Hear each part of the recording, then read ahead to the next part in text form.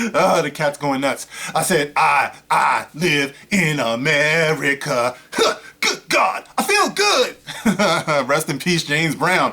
What is up, guys? This is the Gospel According to Mark with a C. He is I and I am he. Just taking some time to tell you exactly what's on my mind. And yes, I live in America, and that means that it is Memorial Day weekend, which is, on one hand, the unofficial start of the summer here, and it's also, first and foremost, among anything else, it's a remembrance of all of those who paid the ultimate sacrifice to maintain the freedoms in this country.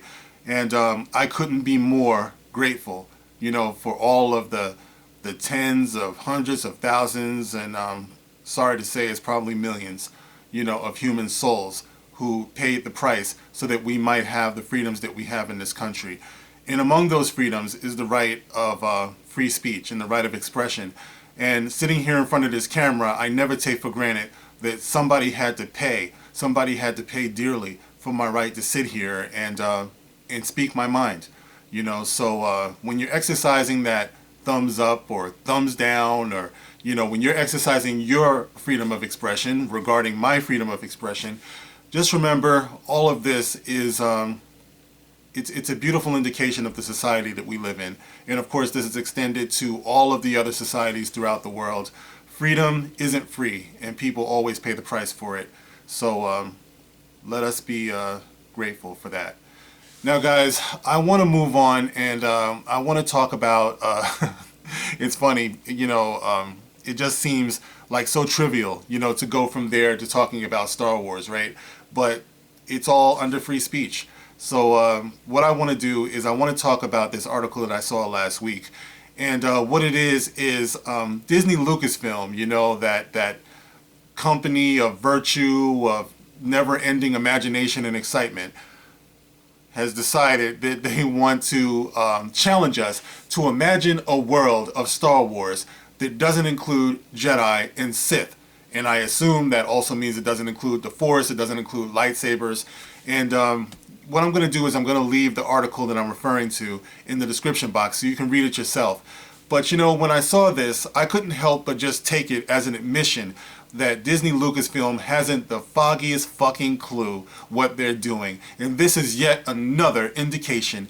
Guys, when you think back to when Kathleen Kennedy, the creature from the Black Lagoon herself, when you think about how she said that she was going to take what George Lucas had created and she was going to honor it and she was going to protect his characters and the world that he had built, who knew that one by one she would destroy all of it? You know what I mean? It's like first we saw the disgraceful death of Han Solo. Then we saw the nonsensical death of Luke Skywalker. Now they're picking the bones of the character of Leia, since Carrie Fisher has passed away. Rest in peace, Carrie Fisher. So they crawled around on the cutting room floor, and they're going to do a cut and paste job, and maybe it'll be convincing, maybe it won't. That's not even the point. But the point is that all of the characters that we know and love are gone, or the actors who played them are passing away. Rest in peace, Peter Mayhew and Kenny Baker. But we watched her do this, and now what they're doing is they're attempting to do away with the world that George Lucas built as well. Because in this article, they say it would be interesting to check out different galaxies from far, far away a long time ago. So now they just want to leave this galaxy completely. So this is what they're talking about, guys. It's like now they're talking about doing away with the Jedi, doing away with the Sith, doing away with the Force, doing away with lightsabers, and doing away with the whole world. Now what this tells me, like I said before, is that their imaginations have run dry. There's no reason why this should happen. George Lucas created a wonderful, imaginative world that blew the minds of everyone in this reality. It changed lives. But these people can't wait to just get rid of everything as if this is like acceptable. Out with the old, in with the new. And they sell this by, our critics now, they sell this by saying, well, you got to make room for the new generation.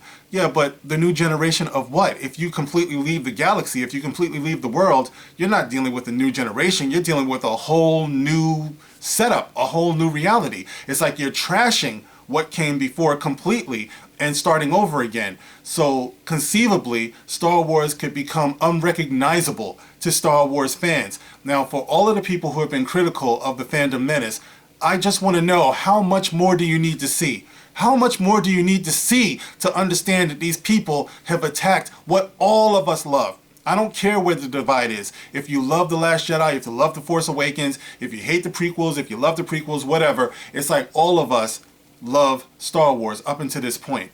But what they're doing now is they're trashing what we've come to know as Star Wars, and they want to rebuild it in their own SJW image. You see what's going on here? In their own political image.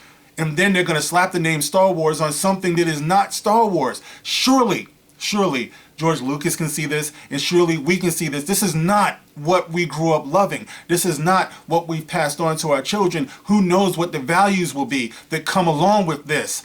Star Wars had its own set of values. It had its own set of morals and morality. But what these people are doing by trashing the Jedi and trashing the Sith is they're throwing away all of the metaphors and all of the things that we have used to relate to our own lives to come up with their own conceptions here. And who knows, based upon what we've seen in the past with Diznee, who knows what they're going to come up with? I don't trust them. So by the time they get through trashing the Jedi, by the time they get through trashing the Sith and the Force and the lightsabers and all that stuff that we've come to know, what's going to be left of Star Wars? What is it if it's not all of those things? When I was growing up, look, there was a lot that was out there, okay? We had Battlestar Galactica. We had Buck Rogers in the 25th century. We had, all of the Star Trek, We had Aliens. There was so much sci-fi. But what set each of them apart was the worlds that they each built, And that's what made them classic. Star Wars was classic because we got to know the philosophy of the Jedi and all of the books that came that delved into the world. I got into the Clone Wars, much after the fact and everything. I was late to that party, but once I started watching the Clone Wars, and I'm talking about the animated series, oh my gosh, I was a believer, like Davy Jones, baby, and this is what I'm talking about. It made me realize the vast potential of the world that George Lucas had built when it's done right. And when you see the fan films, you see the vast potential of the world that George Lucas built when it's done right, man, when it's passionate, when it's inspired. But Disney, Lucasfilm, they don't have any of that passion. They don't have any of that inspiration. If they did, why in the hell would they trash the Jedi and the Sith? And all the things that came. I can understand if you wanted to try something new. I'm open to trying something new. But why would you completely close the book on the Jedi and the Sith? That makes no sense to me unless you're just telling me that you are just bankrupt of ideas. And that's not what we came to expect. That's not what we expected when Disney took control of this property. So you guys, Disney, Lucasfilm, you are an utter failure for this. And I just wanted to make my opinions known on that, guys.